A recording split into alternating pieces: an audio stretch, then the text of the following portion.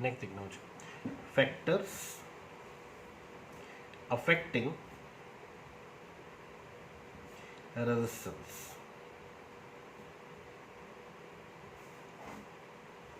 First point में आपसे क्या आता है, resistance of a given conductor is directly proportional to length of the conductor. अगर आप लेंथ बढ़ाएंगे, ऑब्वियस है पहले इलेक्ट्रॉन को इतना पाथ फॉलो करना था, लेंथ बढ़ाने पर उसको ज्यादा पाथ फॉलो करना है तो कोलिजन्स बढ़ जाएंगे, तो लेंथ बढ़ाने पर रेजिस्टेंस बढ़ जाएगी। नेक्स्ट सेकेंड पॉइंट में वो क्या आता है, resistance is inversely proportional to area of cross section of the conductor. कैसे चेक करना, पहले इलेक्ट्रॉन को इसमें फ्लो करना है, अब अगर इसका क्रॉस सेक्शनल एरिया बढ़ा देंगे तो इलेक्ट्रॉन को मूव करने के लिए फ्री पाथ ज्यादा मिलेगा। एटम और आयन से टकराता था ये, अब वही एटम और आयन दूर हो गए तो एरिया ऑफ सेक्शन बढ़ाने से इलेक्ट्रॉन को फ्री पाथ ज्यादा मिलेगा, जिससे उसके कोलिजन्स कम हो जाएंगे, रेजिस्टेंस कम हो जाएगी। कंडीशन कंडक्टर सेम रहना चाहिए, कंडक्टर चेंज नहीं करोगे, ठीक है।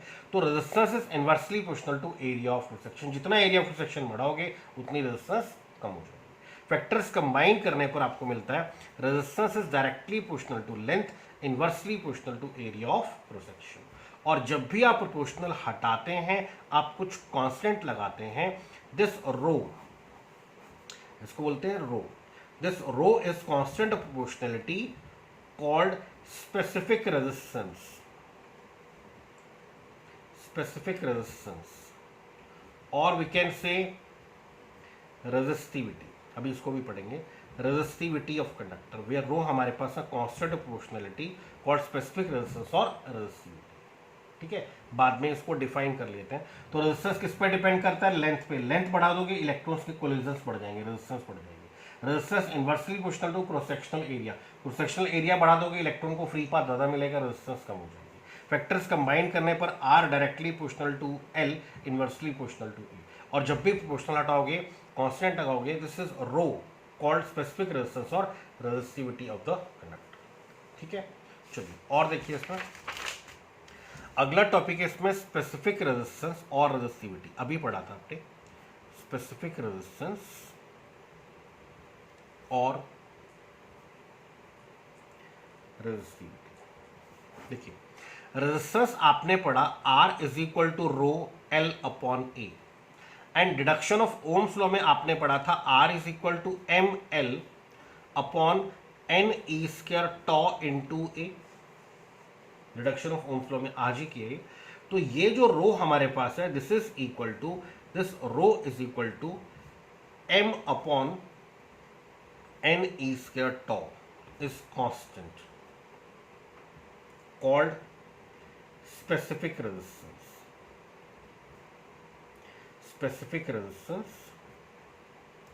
और we can say it is resistivity. इसको हम स्पेसिफिक रेजिस्टेंस बोलते हैं या फिर रेजिस्टिविटी। तो आपको मिल जाता है R is equal to rho L upon, clear हो गया। डिफाइन कर लेते हैं इसी इक्वेशन से, if L is equal to unity, area of section is equal to unity, putting in above equation R is equal to rho, L is unity, area of section is unity, तो R is equal to rho. Hence specific resistance is numerically equal to resistance.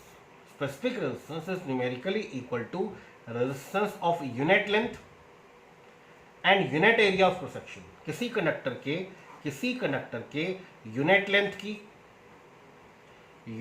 की and unit cross section की, unit length की और unit cross section की जो भी resistance होगी वो उस कंडक्टर की स्पेसिफिक रेजिस्टेंस, या आप कह सकते हैं it is the resistance of unit cube of the conductor.